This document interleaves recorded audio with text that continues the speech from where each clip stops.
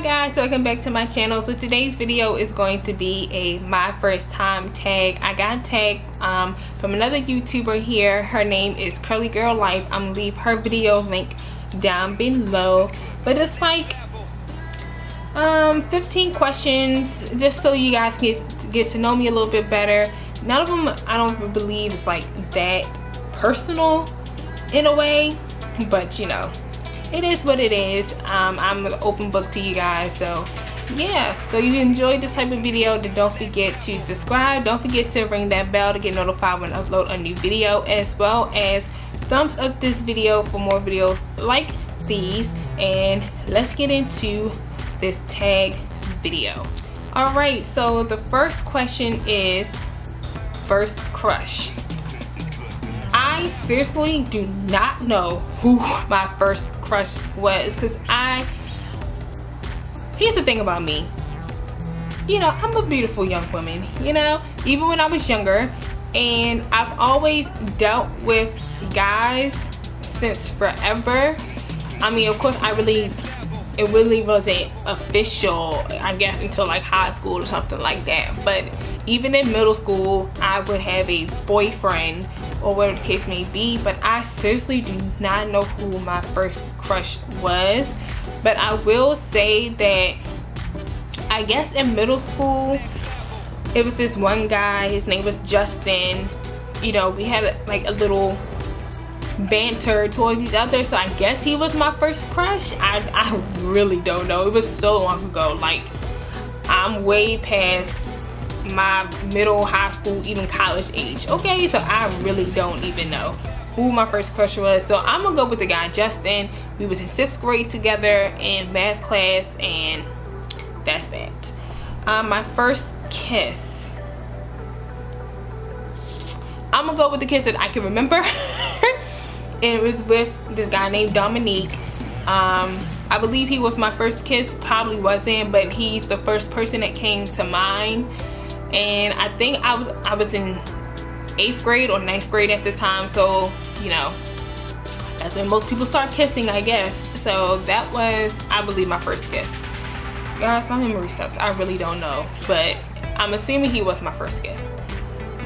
Third question is your first piercing. So my first piercing, and technically the only piercing, was, I guess it will be my earring, will be my ears, but my first real piercing is my belly button. That's the only thing I have pierced. That's the only thing I'm going to get pierced. I mean, back in the day, I went in what they call a labre, which is like a little earring that would go underneath your lip. But I have a big bottom lip, so nobody will ever be able to see it. And then I wanted a Monroe, which it will go right here.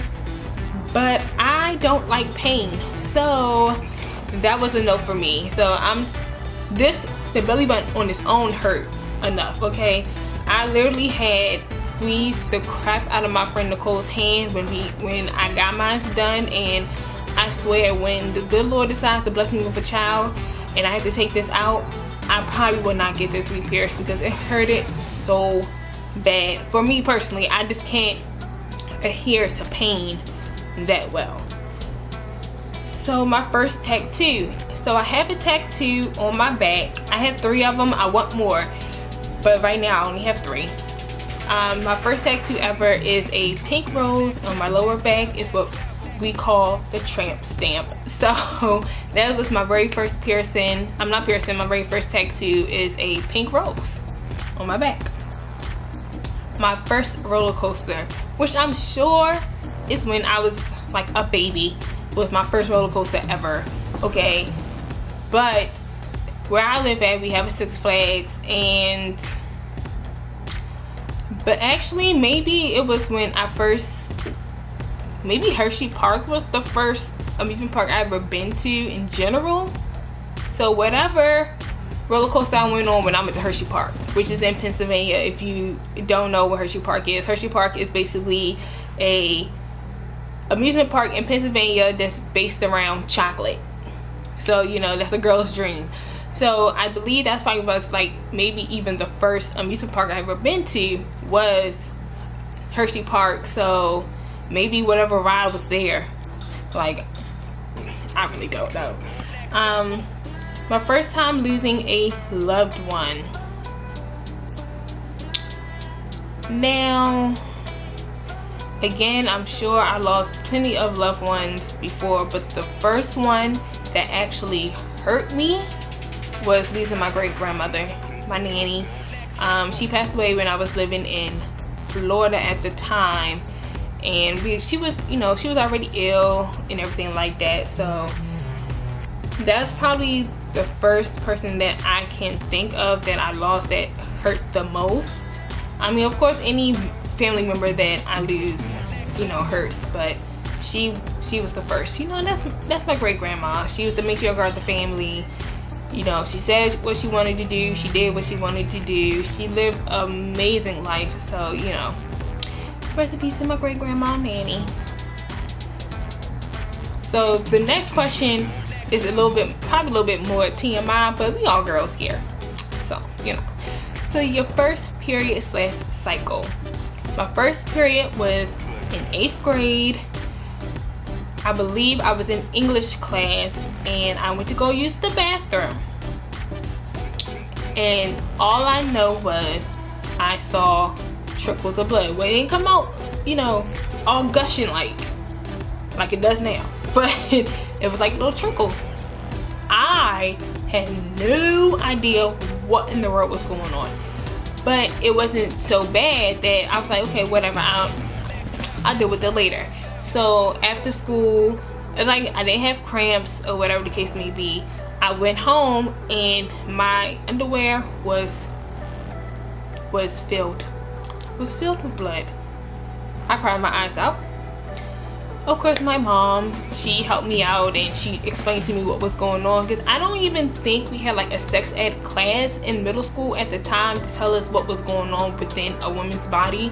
So yeah, that was my first period cycle. What was 8th grade, and then I still have them and it needs to go away. I feel like there should be a button that should be created that your significant other should be able to adhere to the pains and the stimulations of having a period for however long you have your period, and then they just push the button and we'll be fine. That's just me. That's just me personally. I feel like someone should work on that. So my first date was in high school. I was probably like 16 at the time, and my boyfriend at the time, he was either a year older than me or 2 years older than me. So he was already driving. Because I didn't get my license until I was 17, but I still didn't have a car yet either. So I was still catching either the yellow bus or I was catching the regular MTA bus to get to school. But I mean, our first date was chill. We went to the movies. As you do as teenagers, we went to the movies. I forgot what movie we saw. We went to the mall, did a little shopping. It was like a cute little date, I guess. Date, I guess, when you're like 16, 17 years old, you really can't do much, So that was my first date, my first job ever. I was 16 years old and I had got a job at Burger King. I think everyone, when they have a first job, they start off in fast food. So my first job was at Burger King, and then I worked there for like a year and a half, and I actually quit on April Fool's Day, and everybody thought I was joking, but I literally was quitting. Like, I literally quit that job. Everybody thought I was joking because it was April Fool's Day, and I'm like, no, a bitch ain't coming back. So I never came back. So yeah, that was my first job.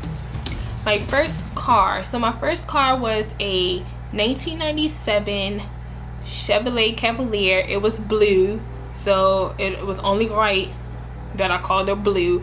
But the thing was, it wasn't like a car that I brought or anything like that. No, it was a hand-me-down. It was a family hand-me-down. Like, my mom had it, then my mom gave it to person she was dealing with at the time, and then he, after he taught me how to drive, my dad taught me how to drive, my mom taught me how to drive, they gave it to me. And I had that car all the way up until it was time for me to go to college. Well, they gave me the car when I was like I think I was in my junior year of college is when I finally got the car. I didn't have a car for a very long time. I didn't get the car until, I actually didn't get the car until my senior year of college. So that's when I finally got the car. I drove it from Baltimore all the way down to Miami. It took me 3 days because that car kept breaking down. That car was so old. But I mean, I was drive that car around when I was up here. But when I was my senior year of college, I needed a car. So that was technically my first car. But poor Blue, that car was, it was so done. It was so done. And since then, I think I'm on my 4th car already since that car. And yeah, my first pet, I had gerbils when I was in middle school. That was my first pet, whatever, gerbils. And you know, they die so quickly, like, so we just constantly kept buying more and more gerbils. So I had a gerbil, or a hamster, gerbil or hamster, I believe. It was one of those 2 little rodent things I had. That was my first pet, either a hamster or a gerbil, one of those 2. But my real official, I feel like my real official first pet was my dog Daisy, bless her soul. I believe that was my very first pet. She was a Shih Tzu mixed with a poodle, I think, and she was just my baby. She was just so white and cute and fluffy. Oh, love her. But now I have a new baby. Her name is Chili. She will be turning 8, I believe, November 4th. So yeah, my baby is old. In dog years she's old. In human years, I guess she would be considered old. But you know, she's one of those teacup Yorkies, so she doesn't grow. So everybody still thinks she's a puppy, but she's not. She's a grown behind dog. She's just done growing, and she's turning 8 November 4th. So I just love my dog. I just love her. So my first fight / argument, I'm not really sure about this question. Like, does it mean with like my parents, with my significant other, with my friends? Because let me tell you, I have a mouth on me. Like, my mouth is so slick like no other. My boyfriend tells me all the time, like, I talk to him like a nigga on the street all the time. I don't say all the time, but when he pisses me off, my mouth just goes, and it doesn't stop until I feel like I said what I had to say. So I can't really say what my first fight or argument was, because yeah, or do they mean like fist fight? Because I've been in a couple of those, a lot in middle school, mainly because either girls didn't like me for whatever reason, and till this day I still don't know why girls never liked me in middle school or high school, because I never bothered anybody. I kept to myself. I mind my business, but for some reason people still bullied me anyway. So I really didn't get to my first official fight, I guess, was in middle school, but my cousin was fighting first and I just jumped in to help. So yeah, I'm not really a fighter. I am a lover, not a fighter. So we're almost done. We got 3 more questions. My first drink of alcohol. Okay, so let me tell y'all this story, right? So my mom is not a huge drinker, but she likes to drink those Smirnoffs. So my mom loves those. You know, they give her a little buzz, nothing crazy, not like hard liquor or anything. So I was in 6th grade when I got my first taste of alcohol, which was one of those Smirnoffs.